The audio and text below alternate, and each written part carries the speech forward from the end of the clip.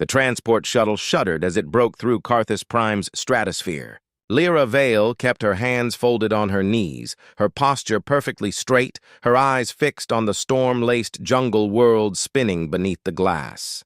The alien cadets around her whispered softly in their native tongues.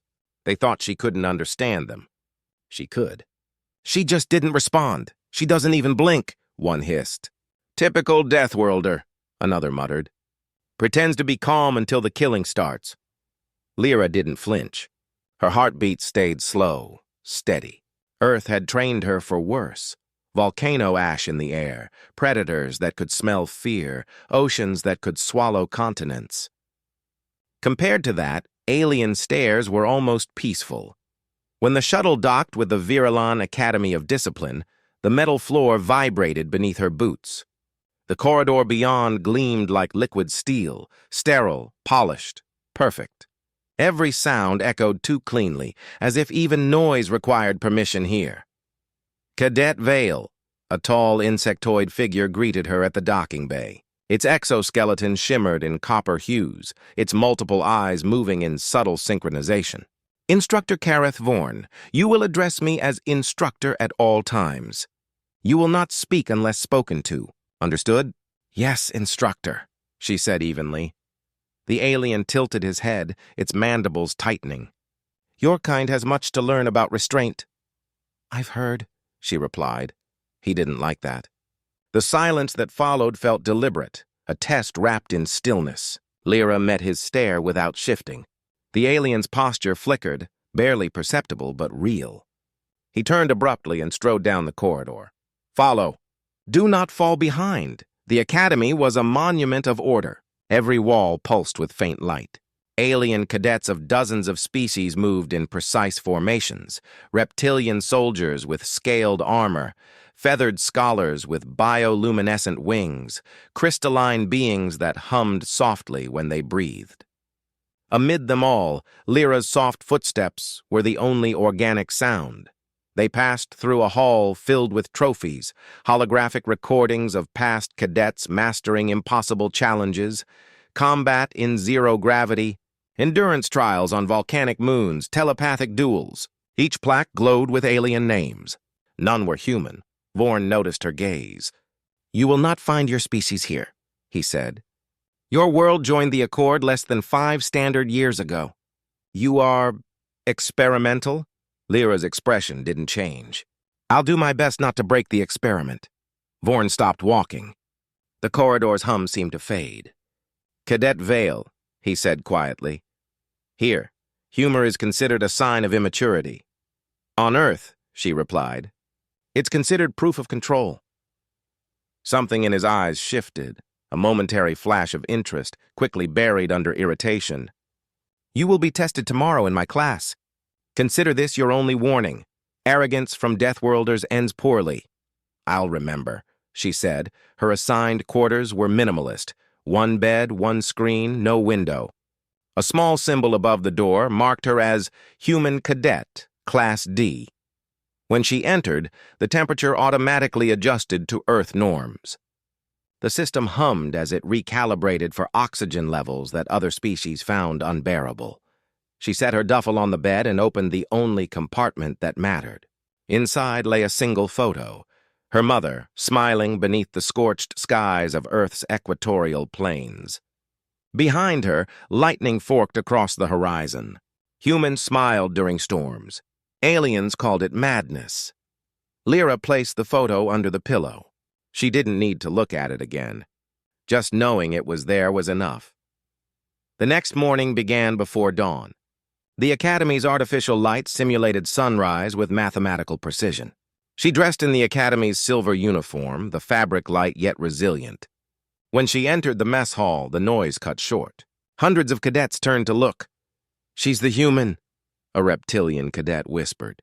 "I heard her planet eats its own species," another said. Lyra ignored them and took her tray. The food smelled like sterilized algae. She ate methodically, each bite measured, unhurried. Her stillness drew more attention than movement ever could. Across the room, a group of insectoid cadets whispered something, then laughed. Lyra didn't react. When she finished, she stood, cleaned her tray, and left without looking back. Instructor Vorn's combat analysis class was held in a circular chamber filled with hovering drones and holographic targets. The air smelled faintly of ozone. Rows of alien cadets stood in disciplined silence as Vorn addressed them. "Combat," he began, "is not strength. It is control." His voice was sharp, resonant. "Every species here believes itself superior. I will remove that delusion." He gestured to a hulking reptilian cadet. "Cadet Tervan, demonstrate a reaction drill." The cadet moved forward, braced for impact. A drone shot a pulse of energy toward him. He deflected it with his forearm shield in a blur. The class murmured in approval. "Good," Vorn said. "Now let us examine the outlier." His head turned toward Lyra. Every gaze followed. "Cadet Vale, step forward." She did, her motion calm, precise.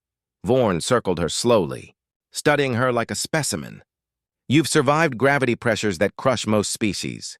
Your planet is toxic, your ecosystem predatory, and yet you claim discipline. Tell me, Cadet, how does one teach civility to a world born of chaos?" Lyra met his gaze. "By surviving it." A faint ripple of laughter moved through the room. Vorn's mandibles tightened. "You mistake endurance for refinement. Show me your reaction time." A drone whirred to life beside her. "You will block the pulse before it strikes," he said. Lyra nodded once. The drone fired. The energy beam snapped toward her chest. Her arm shot up. Not in panic, but in precision, deflecting it with the palm guard at the exact millisecond of impact. The room went silent. Vorn's expression didn't change, but his eyes flickered. Again, 3 more pulses. She deflected all without stepping back, each motion smaller, quieter. "Faster," he hissed. The 4th beam fired. She caught it mid-air with the guard, twisted her wrist, and redirected it harmlessly into the ceiling. The air crackled. "Enough," Vorn said sharply. The silence felt heavier now. He stepped closer. "Tell me, Deathworlder, are you aware that arrogance often precedes failure?" "Yes," she said softly.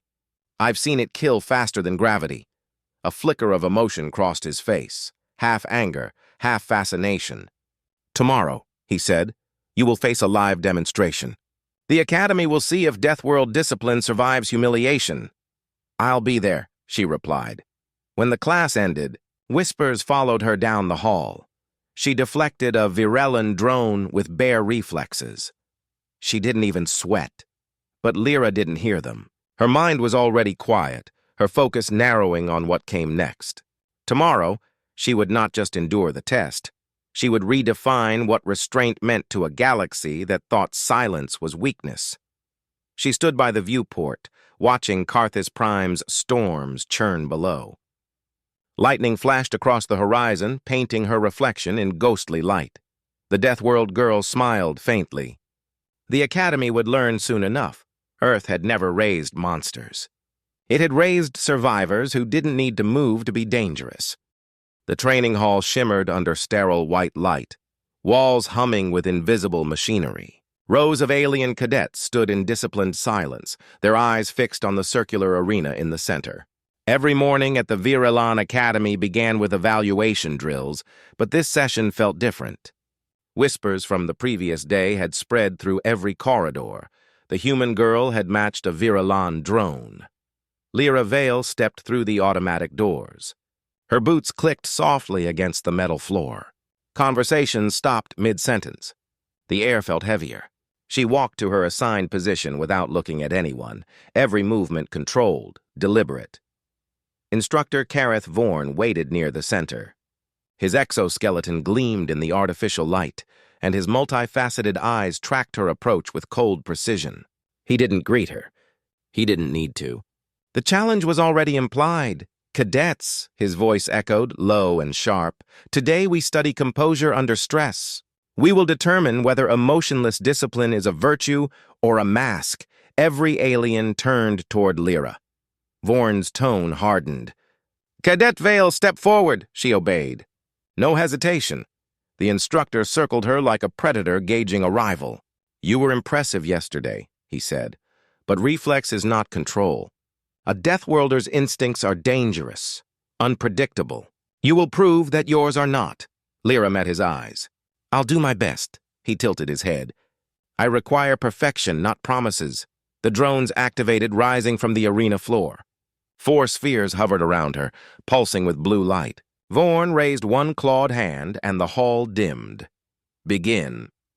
The first drone fired a quick pulse.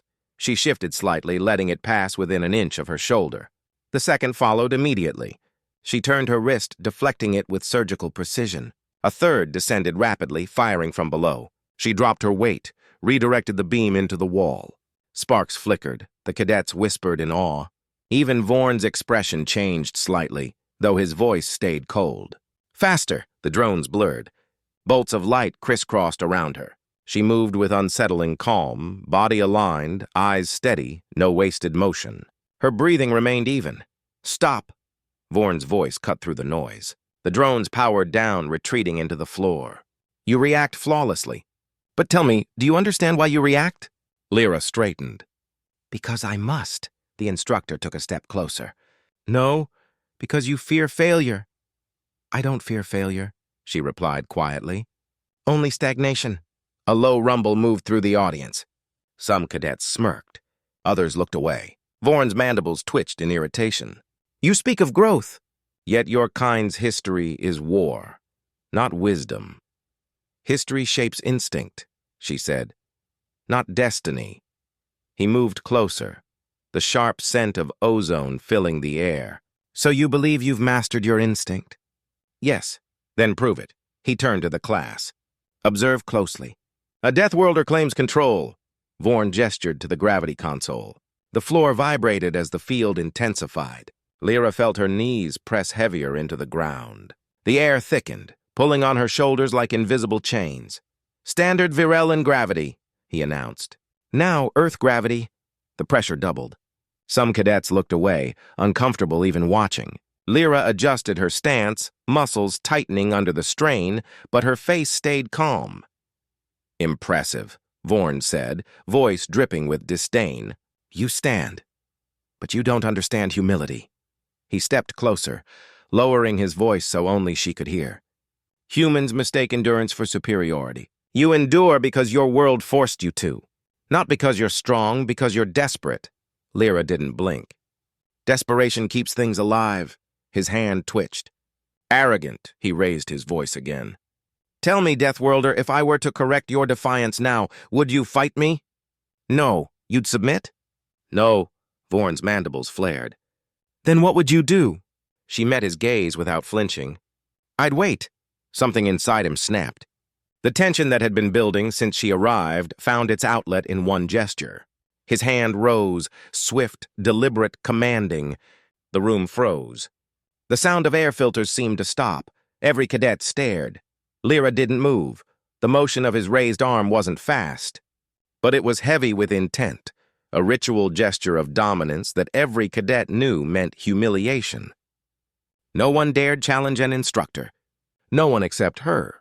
She didn't step back, didn't speak, didn't even breathe faster. Her expression didn't change, though her pupils narrowed slightly, calculating distance, momentum, muscle tension.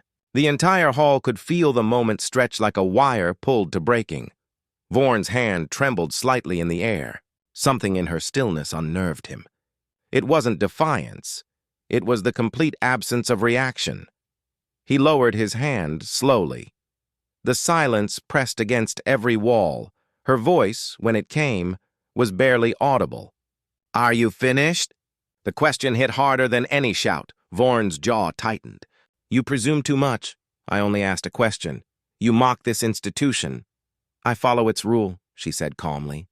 I didn't strike back. The cadets exchanged glances. No one laughed now. The air felt too sharp to breathe. Vorn took a step back, regaining composure. You think silence makes you untouchable? It's not silence, she said softly. It's control. He stared at her for a long moment. Around them, the hum of the academy returned. Faint and nervous. Dismissed, he said abruptly. She didn't move. I said, dismissed. Cadet Vale. Yes, instructor. She turned, walking back to her place in the line, every step unhurried. The class ended in complete silence. The cadets filed out, whispering to each other once the doors closed. Outside the hall, the academy corridors buzzed with rumor. Some called it rebellion, others restraint. No one could agree what had happened, only that the instructor's hand had stopped in midair, and the human hadn't moved. Lyra walked alone toward her quarters, feeling the eyes on her back through the transparent walls. She didn't care. The goal hadn't been victory. It had been understanding the edge, the moment when authority cracked under its own certainty. When she reached her quarters, she sat on the edge of her bed, hands clasped loosely. The silence of the room wrapped around her. She exhaled slowly, finally allowing her muscles to release. The test wasn't over. Tomorrow there would be consequences. There always were. But the academy had just seen something it didn't have a name for, a predator's patience. Somewhere down the corridor, alarms chimed faintly as drills changed shifts. Lyra lay back and stared at the ceiling.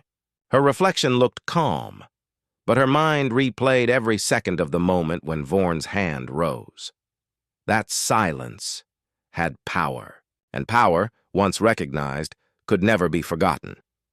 Tomorrow, the Academy would learn what kind of danger control really was.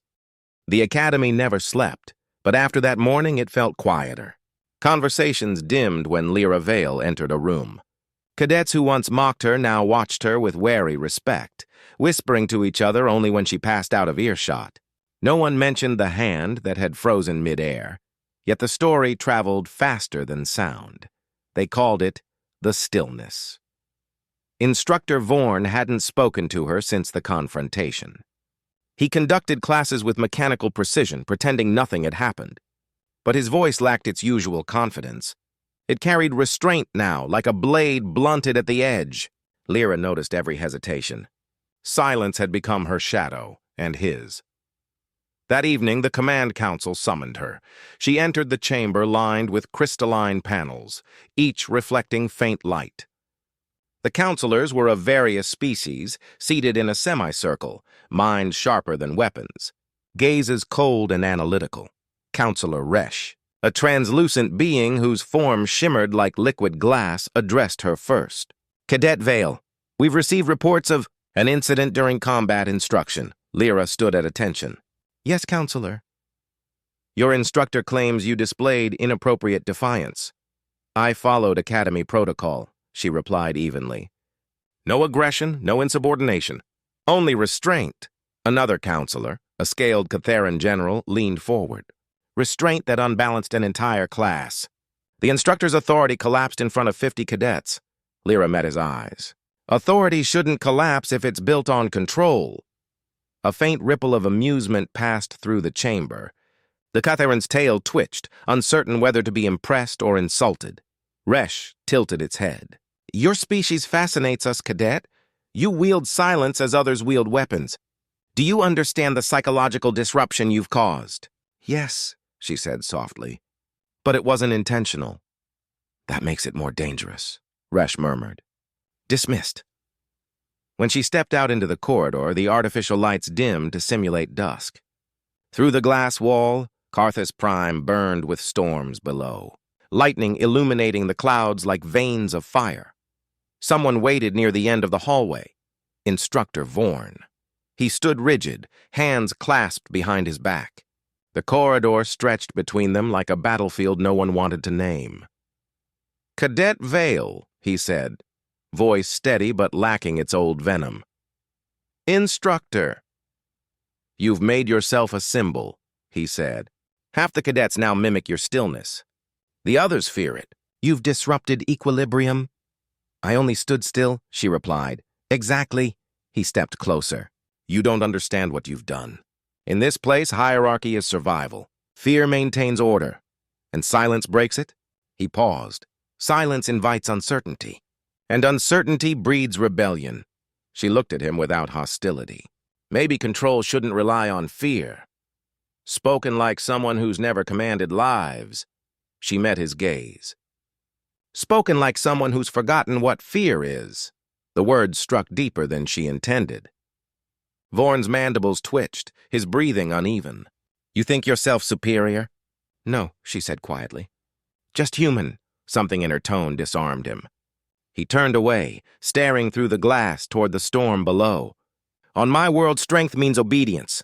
On mine, she said, it means surviving everything that tries to erase you. For a long moment, they stood in silence, separated by more than species or philosophy. Then he spoke, softer this time. You made me hesitate, I noticed. I haven't hesitated in 20 years. That's not weakness, Instructor. That's awareness, he exhaled, a strange clicking sound like breaking glass. You are either the most disciplined cadet I've ever seen, or the most dangerous. Both can be true. By morning, the academy had changed. Cadets in the corridors straightened when she passed, not in salute, but instinctively, as if reacting to gravity itself. Even Vorn's assistants began referencing her performance during lectures. The phrase Deathworld composure became shorthand for impossible focus, but with respect came unease. Her silence had become contagious. Entire training groups practiced without shouting commands. The usual chorus of metallic footfalls gave way to a rhythm of measured steps. The academy director eventually ordered a full demonstration to re-establish protocol. Lyra was summoned again. This time, the central arena was filled. Hundreds of cadets and instructors lined the upper decks. Vorn stood at the center, expression unreadable. When she approached, he spoke clearly for all to hear. Today we test command. He motioned toward her. Cadet Vale, stand opposite me. She obeyed. He raised a hand to the audience. For weeks, this human has become the subject of speculation. Some call her controlled, others insubordinate. Today, we determine which. The arena lights dimmed to a single white beam focused on them both. This is not combat, he said. It's correction. When I speak, you respond. When I gesture, you obey. Failure is dismissal. Yes, Instructor, his voice lowered. If I raise my hand again, what will you do? Nothing, she said. A murmur rippled through the crowd. Why? Because you're not my threat. The silence that followed was heavier than sound. Vorn took a slow breath. His claws flexed, rising again. This time, he didn't stop halfway. The motion was deliberate, almost ceremonial. Lyra stood motionless, eyes steady. He held the position longer than before, then, slowly, deliberately, lowered his hand. The crowd didn't breathe. Instructor? She asked quietly. His mandibles shifted. That's enough. The audience erupted in whispers. She turned to leave, but Vorn called after her. Cadet Vale. She faced him. He inclined his head, barely, but enough for everyone to see. You've proven your control, and reminded me of mine. It wasn't an apology. It was something rarer. Recognition. Later, alone in her quarters, she sat by the viewport again. The planet's storms raged endlessly below, vast and merciless. She found comfort in that chaos. It felt honest. A message blinked on her datapad. Performance review exemplary. Behavioral protocol revision under consideration. They were changing academy standards because of her. She smiled faintly. Moments later, a knock echoed at her door. When she opened it, she found a group of alien cadets standing awkwardly, unsure how to speak. The leader, a tall avian with violet feathers, bowed slightly. Cadet Vale, he said. How do you stay still when everyone's watching? She thought for a moment. By not trying to impress anyone, he nodded slowly. Will you teach us? She stepped aside. Come in.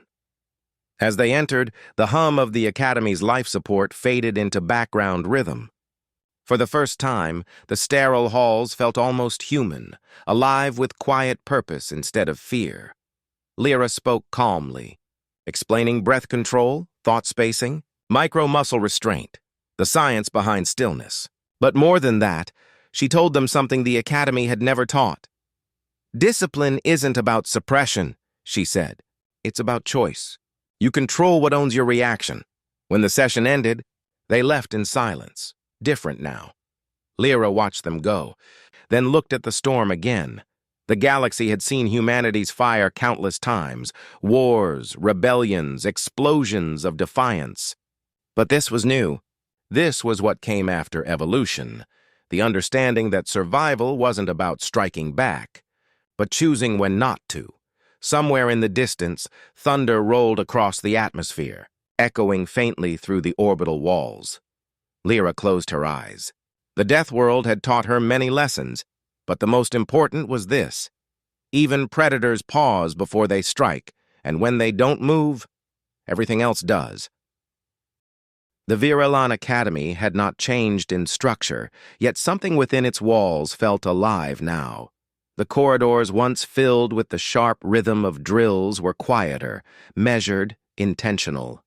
Even the metallic hum of machinery seemed slower, synchronized with the human cadence that had reshaped the Academy's discipline. Cadet Lyra Vale walked through the central atrium, her boots soft against the composite floor. Dozens of alien cadets saluted her without command, an acknowledgement she had never sought. The gesture wasn't regulation, it was instinct. The silence she had once used as defense had become their new form of respect. Whispers followed her, but not with mockery now. The Deathworlder taught the instructor restraint. She didn't fight, she waited. Humans don't conquer with violence, they conquer with calm. Her name traveled beyond the Academy. Reports were sent to the Galactic Accord's higher councils, and human delegations received their first recognition not as curiosities, but as equals. Humanity, once branded reckless and primitive, now carried a new reputation, the species that waits. But Lyra never cared for fame. The Academy still had a hierarchy, still steeped in pride, and silence, though powerful, had a way of breeding fear. Fear, left unbalanced, turned respect into distance. 2 weeks after the demonstration, Lyra was summoned again, this time by the Academy director himself. The director was ancient, a translucent being whose veins pulsed with bioluminescent light. He sat within a chamber surrounded by holographic constellations, each representing a world under the Accord. Cadet Vale, he began, voice low and smooth. Your presence has shifted the Academy's rhythm. Instructor Vorn reports improved discipline, reduced altercations, and heightened anxiety. Anxiety? She asked. He nodded. When authority is challenged without rebellion, systems struggle to adapt. The Academy thrives on order. Your stillness disrupted that order. I didn't mean to disrupt, she said quietly. Only to survive. Survival, the director mused, is the foundation of every civilization. Yet few understand it as deeply as your kind. Tell me, what drives such control in a species built from catastrophe? Lyra thought for a moment. We grew where the universe tried to kill us. The oceans, the storms, the predators, they taught us that panic means death. So we learned to be still, to think before we move. When you come from a world that wants you dead, control becomes instinct. The director studied her silently, then leaned forward. Would you teach it? Teach? The Accord wishes to expand this philosophy. Your restraint, your ability to command without command, may define future military doctrine. You will instruct mixed species units in the art of composure. Lyra hesitated. I'm still a cadet. Titles are irrelevant, the director said. You've already become what we hoped this institution would produce. That night, the Academy prepared for a joint exercise, her first session as temporary instructor.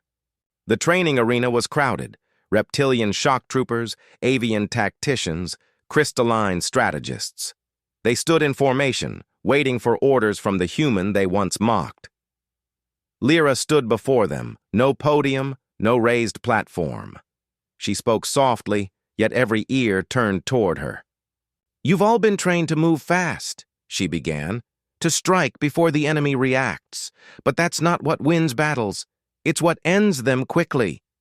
A murmur moved through the group. Every living thing in this galaxy reacts to fear, she continued. Predators, prey, soldiers. It doesn't matter. But fear is predictable. Stillness isn't. That's why it terrifies you. One cadet, a scaled Threxian warrior, raised his claw. How does waiting make one stronger? Our species thrives on momentum. Momentum blinds, she replied. Stillness reveals. He frowned. You defeated Vorn by doing nothing? Not nothing, she corrected. I observed.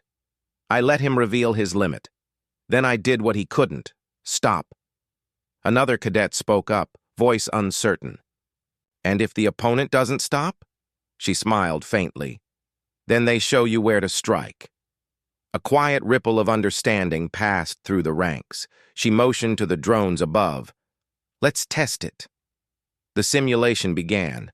Drones fired in erratic bursts, designed to overwhelm. The alien cadets responded as they always had, blocking, dodging, countering. Within seconds, chaos took over. Lyra didn't move.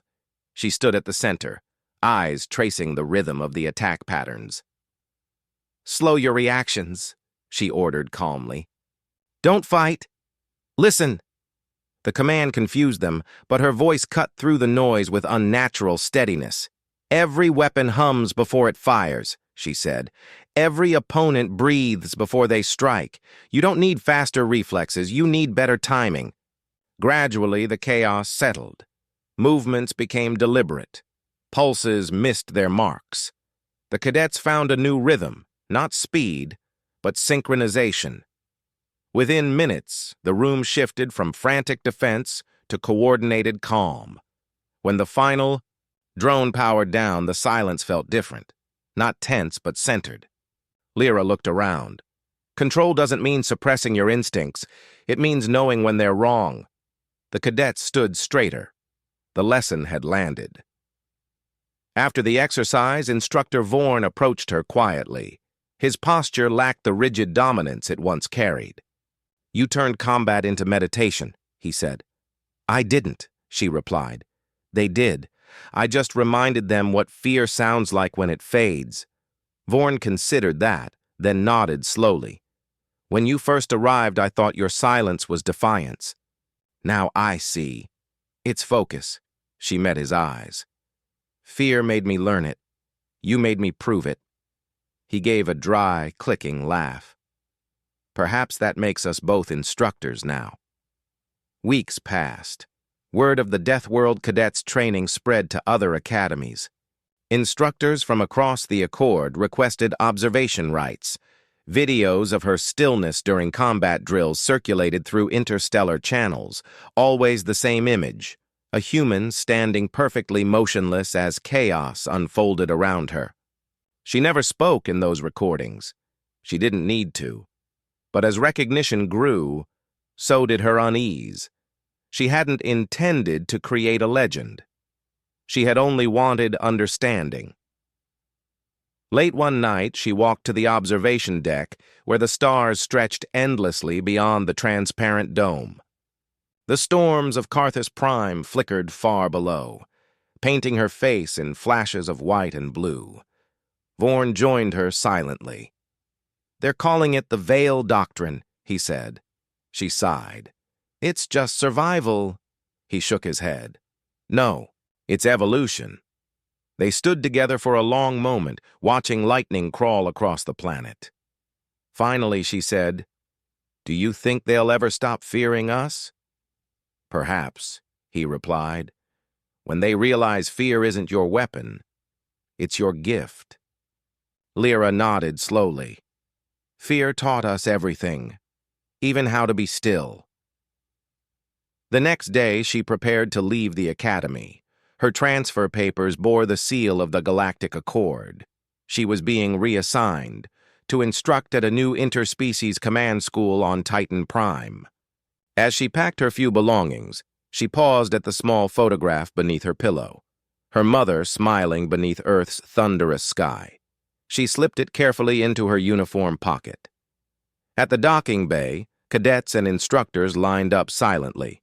No speeches, no formal farewells. When she passed, they touched their fists to their chests, a new salute, one born of her example. Vorn was last in line. "You changed this place," he said simply. "So did you," she replied. As she stepped onto the shuttle, the bay doors opened to the stars. The engines roared to life, echoing faintly through the vast metallic structure. From the observation deck, the assembled cadets watched her ship disappear into the dark, and long after she was gone, her presence remained. In the pause before every order, in the breath before every strike. Because the galaxy had finally learned the oldest lesson of Earth. Stillness isn't surrender, it's preparation.